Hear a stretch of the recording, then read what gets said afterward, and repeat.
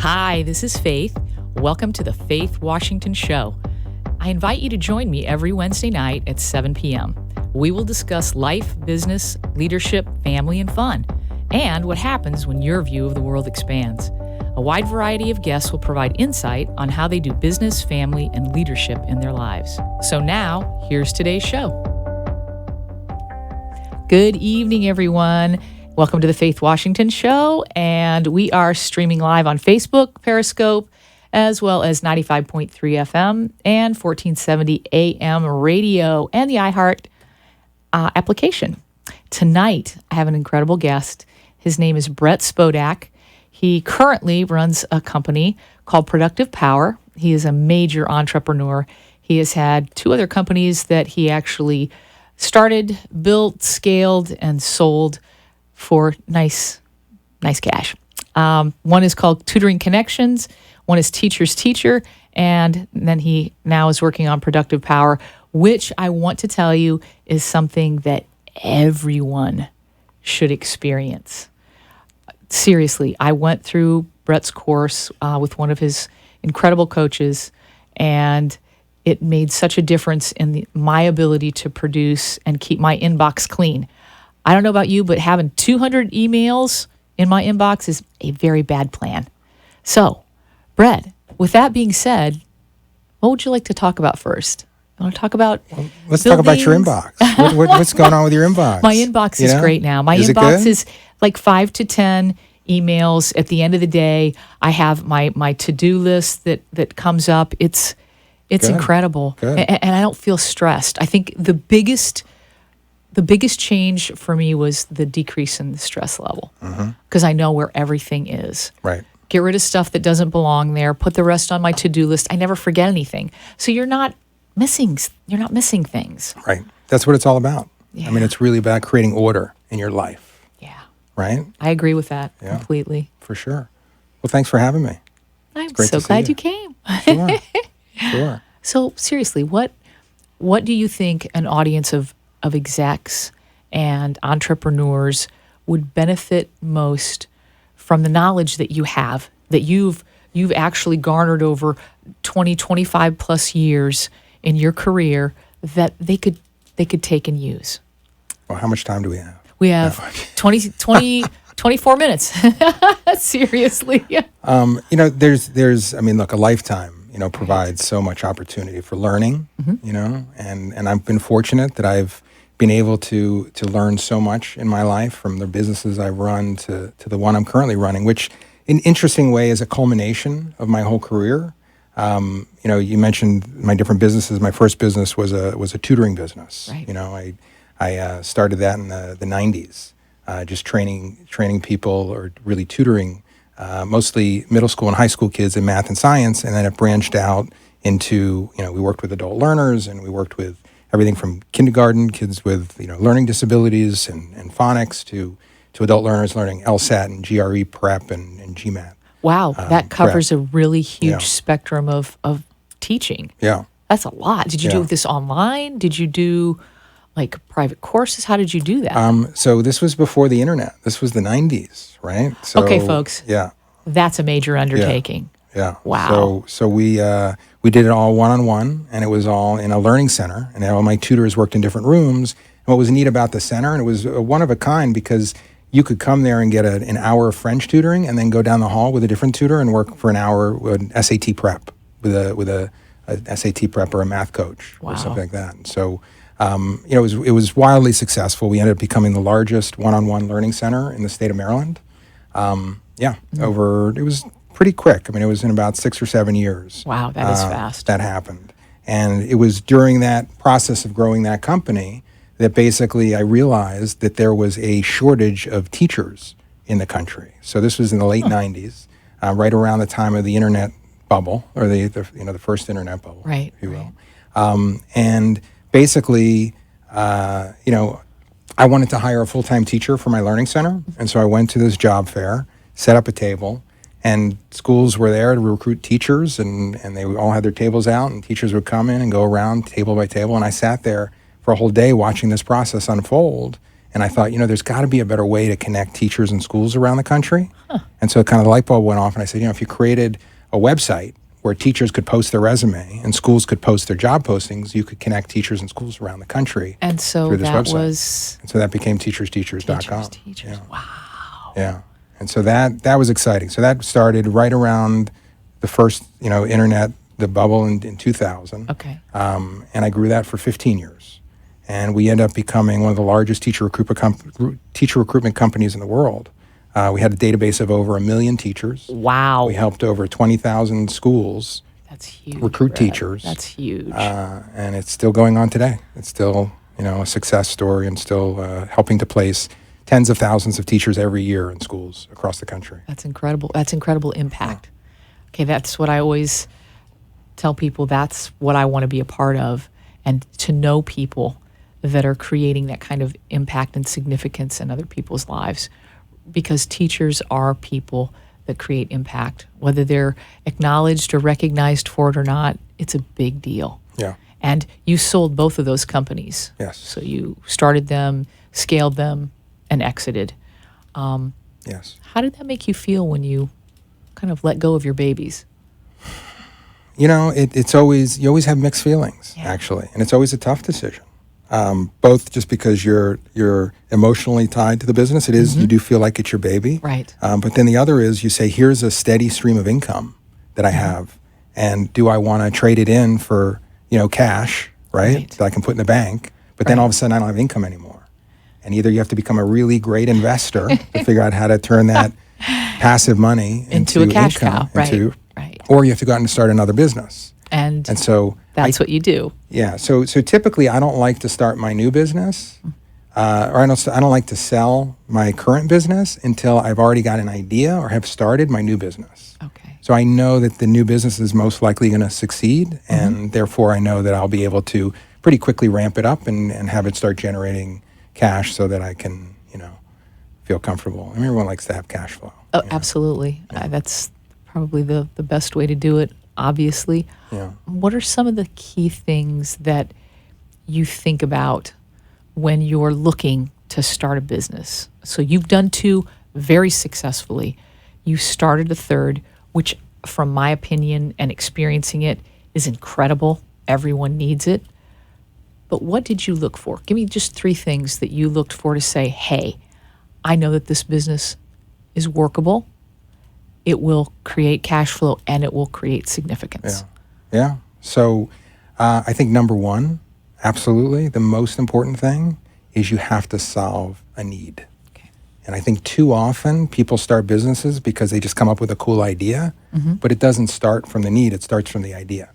Right. So it's kind of the chicken instead of the egg. I guess there's always, the So chicken and the egg. you're saying solve a problem or fill a need that the marketplace has, rather than just use an idea and bring it to market. Yeah, a lot of people just say, hey, it'd be cool if there was this, but they never take the time to really say, is this really a need that people have that's strong enough that they're willing to pay to solve? Right.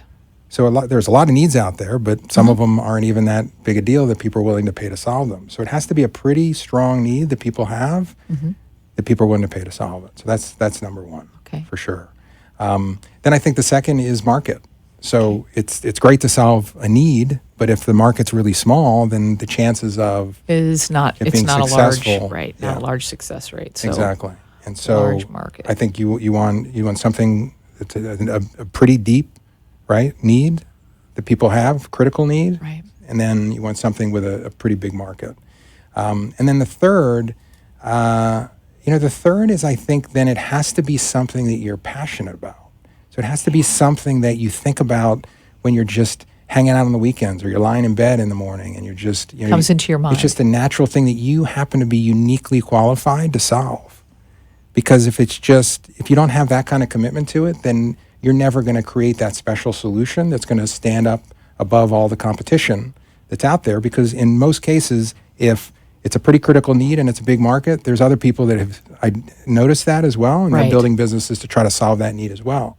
So if you want yours to stand up and be special, then it's got to be something that you're going to be passionate about. Right. That passion also gets you through those really difficult times when you're thinking, what have I done?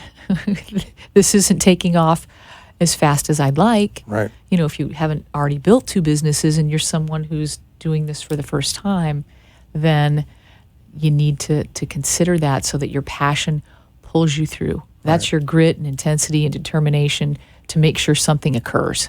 Well, and I think the problem is a lot of people focus on their passion first, and they forget to identify if there's really a need. So they're doing something they would love to do. I mean, people say, I want to do this because I would just love to do this all day and get paid for it. Well, you know, it's not a big need. If it's not a big need, then it's going to be very hard to generate income from that passion. That makes sense. Yeah.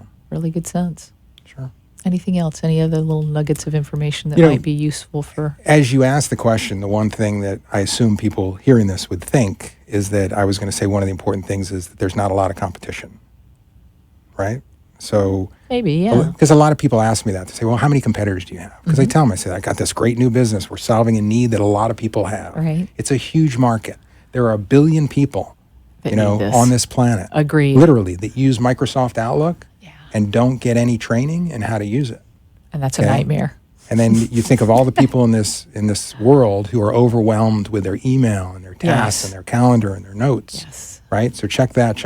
And this particular program is a culmination of my career. So it's 20 years of best practices that I've developed over my career across all your digital tools: email, task, calendar, notes, files, desktop, browsers, mobile, physical office space. And so it's unique in that respect because it's all from my experience and in my mind.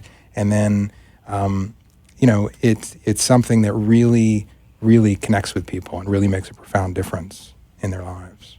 I agree with that. Yeah. It did for me. Yeah. And so a lot of people then ask, well, do you have any competitors? That's a natural question with something like this. And I look at the existence of competitors in 2 ways. I mean, one is you can look at it and say, well, if there aren't any competitors, that may be a good thing because you don't have a lot of competition, but also may be a bad thing because maybe it's not something that really people are willing to pay to solve, so there haven't been other people that have figured it out and looked at it that way. And then you can look at it the other side, or the flip side, which is to say, if there are a lot of competitors, well, you can either look at it negatively and say, you know what, that means it's going to be hard to succeed, or you can say that shows me that obviously this is something that a lot of people are willing to pay for. That's why there's all these competitors.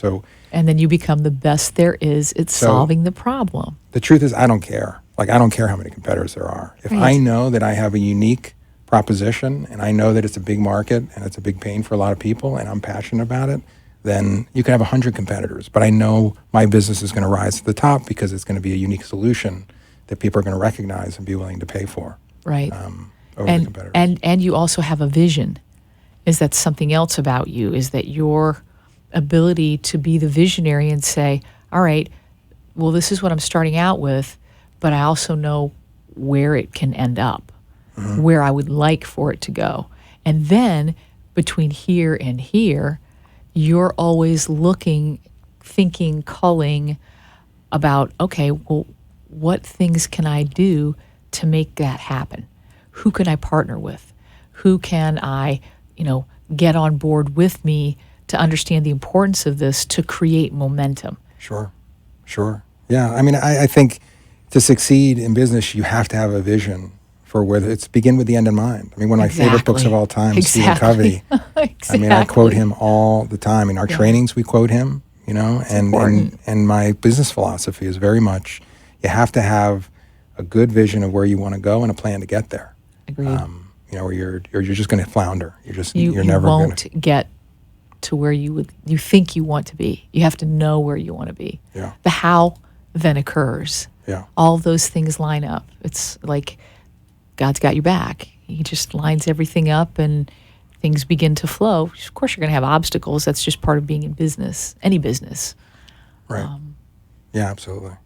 So be a little more specific about productive power. Because I want the audience, I want you folks to hear a little more specifically what productive power entails and the experience that they can have by going through the program. Sure. Happy to. So productive power helps professionals master their digital lives is really what we do. And all digital. So phone, computer, laptop. All the core digital tools they use on a given day to organize and manage their life, we're going to touch on and teach them how to use those different tools in a much more effective way. Okay.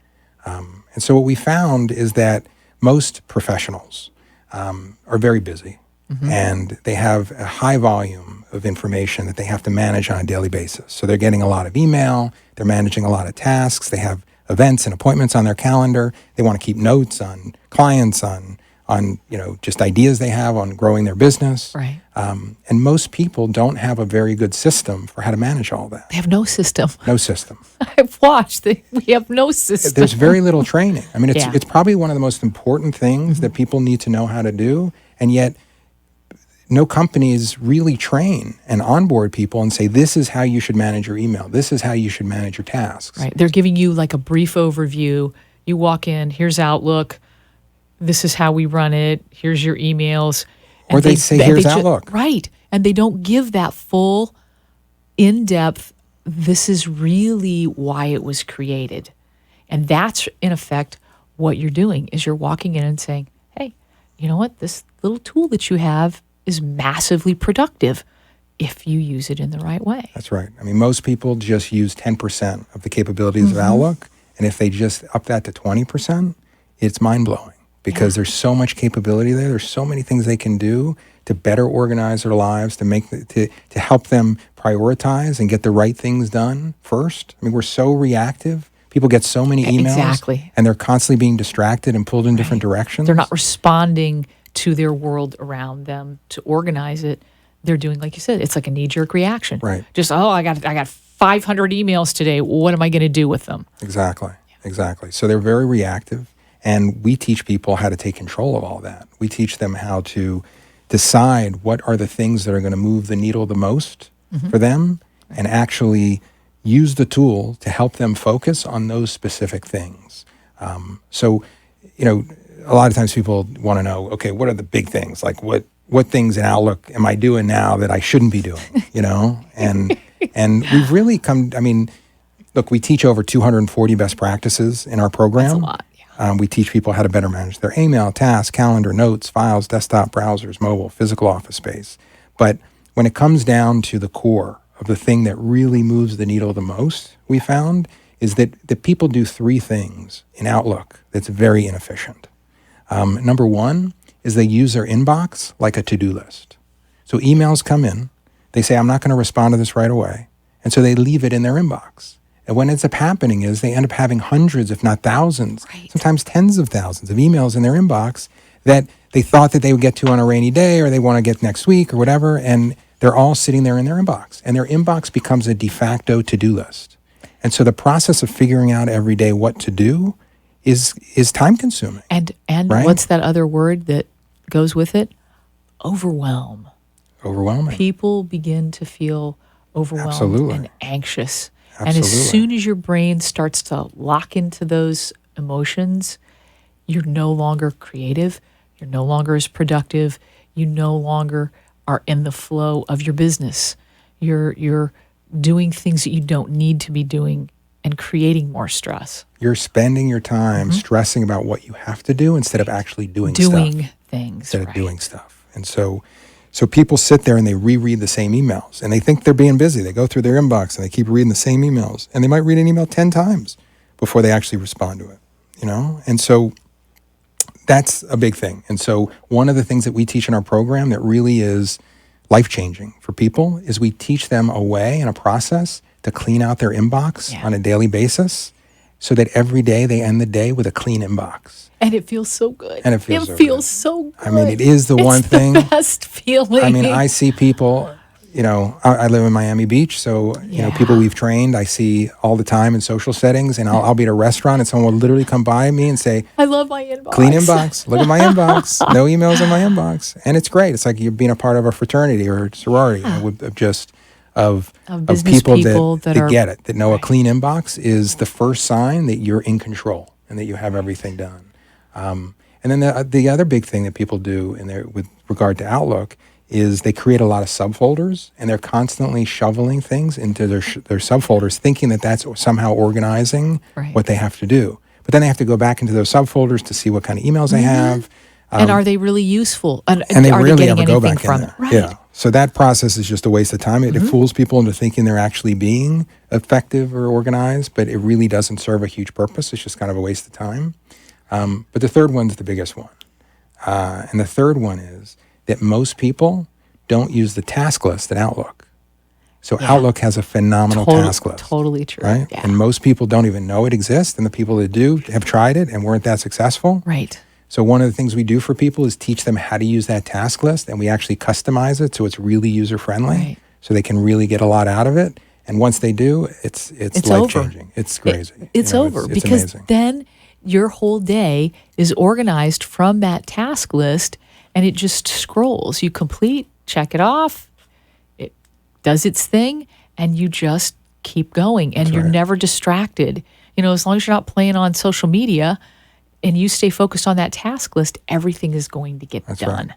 Well, most importantly, exactly what you said, you can prioritize, right? So think about the inbox. The inbox, everything is organized in the order it came in. Right. Timing. Right. Last in, first out. I mean, the most important is, Yep. not the most important, the most recent is at the top. Right. Right? Which isn't Doesn't mean isn't it's the most necessarily the most important. important. Right. And not only that, you have to reread each email to figure out what's in it, to then take time to process it and think, is this something I need to respond to? If you move over to the task list, well, all of a sudden, everything is organized in the order that you want to do it.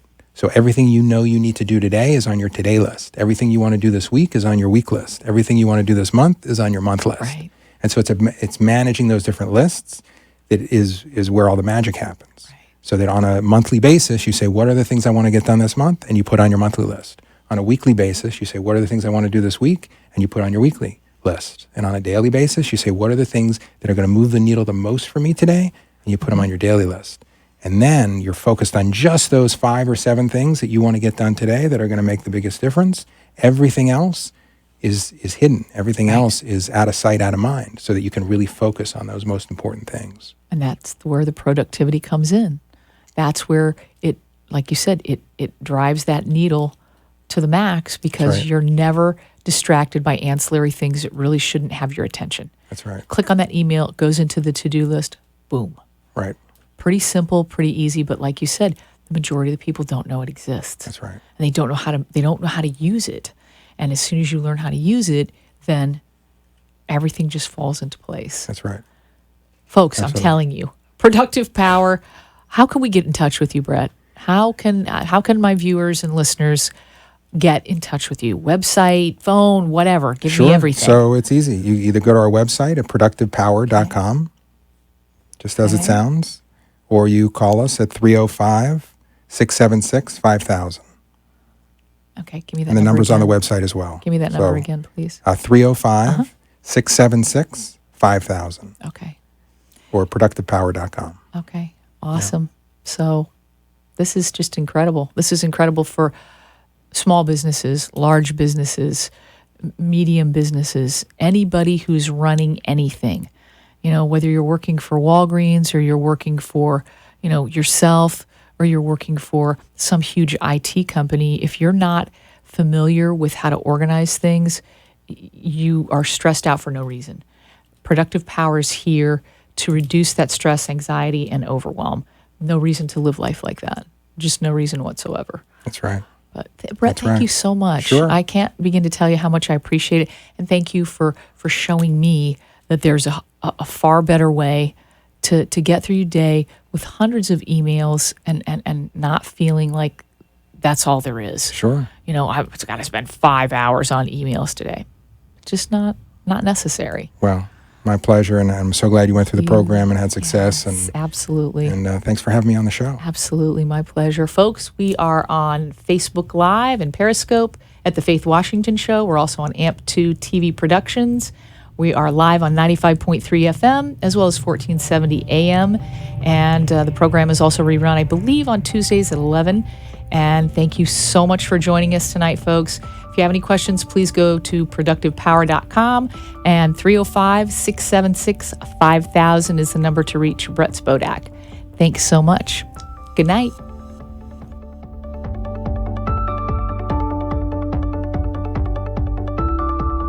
You've been listening and watching The Faith Washington Show, where we have widened your view of the world. Our guests share their business, family, and fun life hacks to make your world better.